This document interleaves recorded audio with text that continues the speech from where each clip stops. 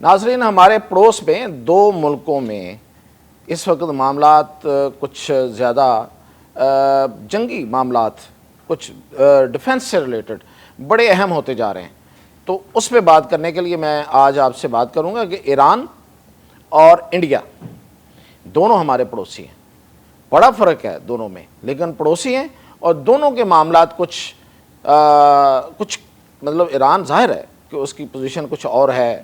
ایک عرصے سے وہ پابندیوں کو اور جو انٹرنیشنل پریشر ہے اس کو وہ برداشت کر رہا ہے اور اس کے نیچے ہے.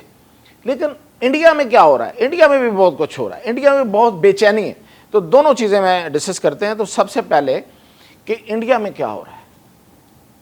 ایران کا تو آپ کو کچھ نہ کچھ اندازہ ہے، اس کی میں اب آپ کو تفصیلات دوں گا مزید کہ کیا ہو رہا ہے. لیکن انڈیا میں بہت کم لوگوں کو پتہ ہے کہ انڈیا میں انتہائی بے چینی ہے اس وقت. وہ کیا ہے بے چینی؟ وہ بے چینی یہ ہے کہ انڈین یہ سمجھ رہے ہیں کہ یہ جو تین پاورز مل گئی ہیں آپس میں، تین ممالک آپس میں مل گئے ہیں، پاکستان ہے، چائنا ہے اور بنگلہ دیش ہے. تو وہ اس سارے معاملے کو دیکھتے ہوئے بڑی پریشانی ہے وہاں پہ. اچھا، پریشانی ان کی جائز ہے، ناجائز نہیں ہے. کیوں کہ دیکھیں، سب سے بڑی طاقت اس وقت جب آپ ڈیفنس کی بات کرتے ہیں، جب آپ دفاع کی بات کرتے ہیں، تو اس میں جو سب سے زیادہ جس میں آپ کو ایج ہوتا ہے، جو نئے زمانے میں اس نئے وارفیئر میں جو آپ ایج لیتے ہیں وہ آپ لیتے ہیں ایئر فورس کا. تو ایئر فورس کس کے پاس کتنی اسٹرانگ ہے، کتنی وہ افیکٹو ہے اور کتنا وہ زیادہ جدید ہے. اور پھر یہ کہ ایئر فورس چلانے والے جو لوگ ہوتے ہیں وہ کتنے اچھے ٹرین ہیں. تو یہ بڑی اہم بات ہے. اب مسئلہ کیا بنا ہے کہ یہ محمد یونس جو بنگلہ دیش کے ہیں وہ چائنا چلے گئے. چائنا کا انہوں نے دورہ کیا، انڈیا کو پڑتھو پڑ گیا.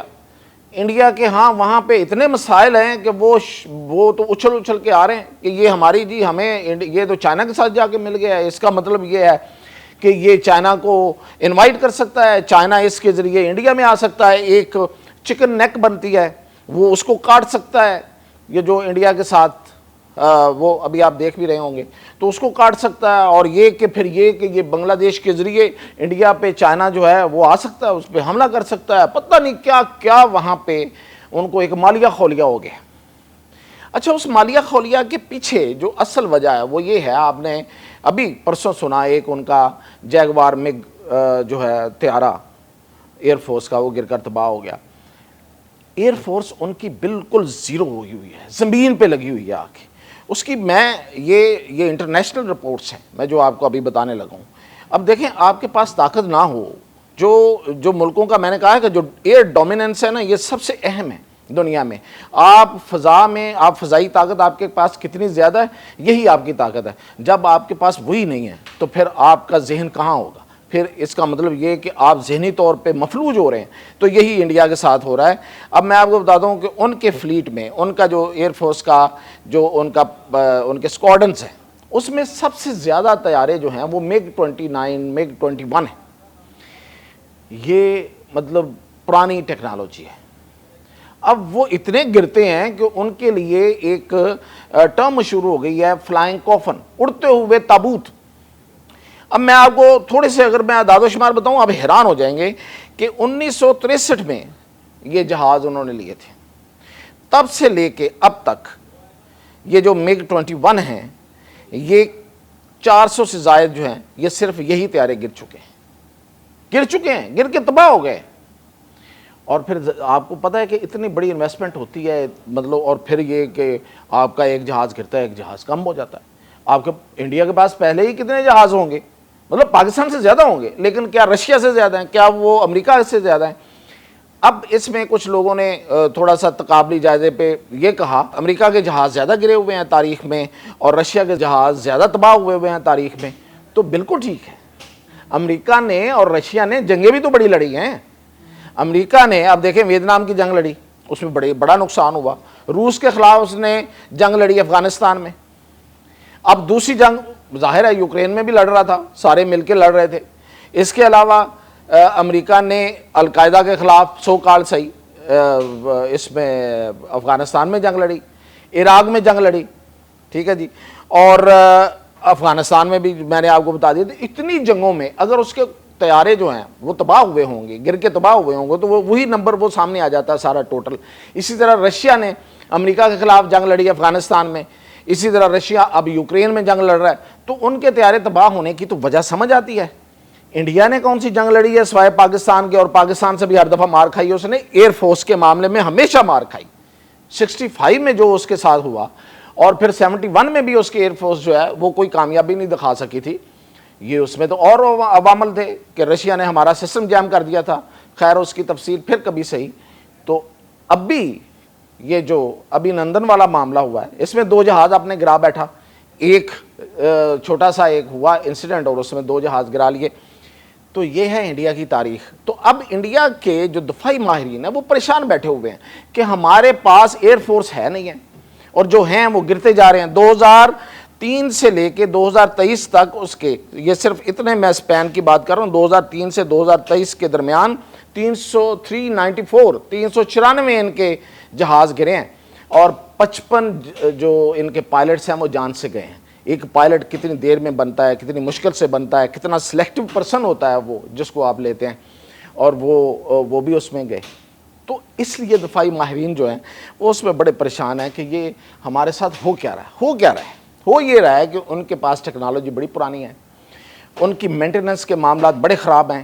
وہ جو بھی ریزنز ہیں, کچھ لوگ کرپشن کی ریزنز کہہ رہے ہیں, کچھ لوگ انیبلٹیز کی ریزن کہہ رہے ہیں, اور پھر یہ کہ جو ان کی ٹریننگ ہے پائلٹس کی وہ بڑی فالٹی ہے. ان کے پائلٹس جو ہیں وہ جہازوں کو سنبھال نہیں پاتے. تو جو یہ میں نہیں کہہ رہا, یہ ان کے اپنے لوگ کہہ رہے ہیں. مثلا ایک ان کا کیپٹن سمیر کھلار ہے, اس نے یہ کہا ہے کہ ہمارے پائلٹس کی ٹریننگ کا ایشو ہے. وہ خود پائلٹ ہے, ایکس پائلٹ ہے اس کا, انڈین ایئر فورس کا. تو یہ اس وجہ سے یہ انڈیا میں اس وقت بڑا شروع ہو گیا ہے کہ ہمارے پاس ڈیفنس کے لیے, دفاع کے لیے جو سب سے اوپر والا ہاتھ ہوتا ہے, یعنی کہ جو فضائیہ ہوتی ہے وہ ہے نہیں ہے. اور اوپر سے ٹرمپ ہمیں وہ کہہ رہا ہے کہ F-35 لینے جو کہ اتنے مہنگے ہیں. اچھا, اس میں ایک اور وجہ بھی ہے, وہ یہ وجہ ہے کہ ان کے پاس اسپیئر پارٹس بھی نہیں ہیں ان جہازوں کے. اب جو امریکہ کہہ رہا ہے کہ F-35 لے لیں تو وہ بھی اسپیئر پارٹ ساتھ نہیں دے گا. تو اب انڈیا جو ہے وہ, انڈیا میں یہ شور ہے کہ ہم کیوں نہ ہم فرانس کی طرف چلے جائیں, ان کے رافیل لے لیں. اور پھر سب سے بڑا ان کے لیے مسئلہ کیا ہے, وہ ہے J-20 چائنا کا 5th جنریشن جہاز ہے. یہ اتنا جدید جہاز ہے کہ ابھی تک اس کا مقابلہ امریکہ سے بھی نہیں ہو پا رہا, کیونکہ اس کا F-35 ہے اس کے مقابلے میں, اور F-35 2 گر چکے ہیں. تو وہ انڈیا کو بیچنا چاہ رہا ہے. تو وہ جو J-20 ہے اس نے پاکستان کو دے دیے. اب وہ کہتے ہیں جی سرحد پار J-20 کھڑا ہے, J-20 کھڑے ہیں, اس طرح باتیں کر رہے ہیں. وہ پریشانی کے عالم میں, اور ادھر سے بنگلہ دیش جو ہے وہ چائنا کے ساتھ مل گیا ہے, تو ہمارا کیا رہے گا, ہم تو بالکل فارغ. اور وہاں پہ اب جو بحث کس طرف جا رہی ہے وہ یہ ہے کہ یا تو چائنا سے صلح کر لو, یا پھر یہ ہے کہ جلدی سے پیسے لگائیں اور یہ جو جہاز ہے رافیل اور ادھر ادھر سے خریدیں اور اپنی ایئر فورس کو مضبوط کریں. اب انڈیا کس طرف جاتا ہے, کون سا آپشن لیتا ہے, یہ انڈیا پہ ہے. اور اب میں دوسرا ایران کا آپ کو بتاؤں, تو ایران کے ساتھ امریکہ کی جو ایسکلیشن ہے, جو اس وقت اس کی جو اس وقت بڑی ہائپ ہے, وہ ادھر ہی ہے, وہ کم نہیں ہوئی ہے. لیکن اس میں اگر تھوڑا سا فرق آیا تو وہ یہ آیا ہے کہ ایران نے انیشیٹو لیا ہے, ایران کی طرف سے انیشیٹو آیا ہے, جس کا ٹرمپ نے بھی, آپ نے سنا کل وہ بیان دے رہا تھا کہ ایران جو ہے وہ واشنگٹن سے ڈائریکٹ مذاکرات کرنا چاہتا ہے, اس کا خیال ہے. تو یہ خیال ایسے نہیں آیا, اس لیے کہ ایران نے وایا سعودی عرب بات شروع کر دی ہے. تو سعودی عربیہ جو ہے وہ MBS کے ساتھ جب ان کے ایرانی صدر نے گفتگو کی ہے تو اس میں بڑی واضح بات کہی ہے, جو ظاہر ہے کہ اوپنلی میڈیا پہ اس طرح سے ابھی تک نہیں آ رہی ہے. لیکن یہ وہاں کے جو گفتگو ہوئی, جو ایرانی صدارتی محل ہے اس سے جو پریس ریلیز ہے, اس میں یہ بات بالکل مینشن ہے کہ ایران ویپن نہیں بنانا چاہتا. ایرانی صدر نے کہا ہے کہ اگر دنیا چاہے تو اس پہ اپنی ویریفیکیشن, اپنی مانیٹرنگ سخت کر دے اور دیکھ لے کہ ہم نہیں بنائیں گے, لیکن ہم اپنا نیوکلیر پروگرام کو جاری رکھنا چاہتے ہیں, ویپن نہیں بنانا چاہتے. تو وہ اس چیز کی گارنٹی دینے پہ تیار ہو گیا ہے. اب یہ ایک بڑی پیش رفت ہے, اور اس پیش رفت کے نتیجے میں آپ دیکھتے ہیں کہ یہ کتنی تیزی سے آگے جاتی ہے اور کیسے یہ اس میں ریزلٹنٹلی نتیجہ خیز کیسے ہوتی ہے، کیونکہ اگر یہ نتیجہ خیز نہیں ہوگی تو پھر جنگ کے چانسز بڑھتے جائیں گے۔ ایران نے ایک اور کام بھی کیا ہے کہ اس نے ان دنوں جو خود وہ فائر کرتا تھا اسرائیل اور ادھر باقی جگہوں پہ، اس نے ایک کافی دنوں سے، کافی مہینوں سے بلکہ یہ سلسلہ روکا ہوا ہے۔ ہاں ایران پہ یہ ضرور الزام ہے کہ یمن حمایت کرتا ہے اور وہ حزب اللہ کو کر رہا ہے یا وہ حماس کو کر رہا ہے، تو اس پہ تو وہ الزام موجود ہے۔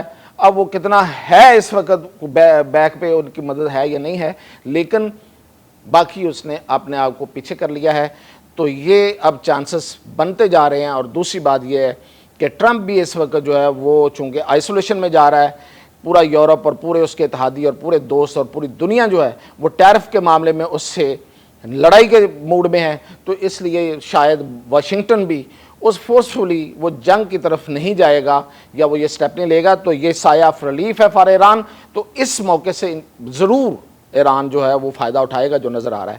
تو یہ تھی اب تک کی اپڈیٹ، اور اس کے ساتھ ہی اجازت، باقی جو ہوگی میں بعد میں آپ کو اپڈیٹ رکھوں گا۔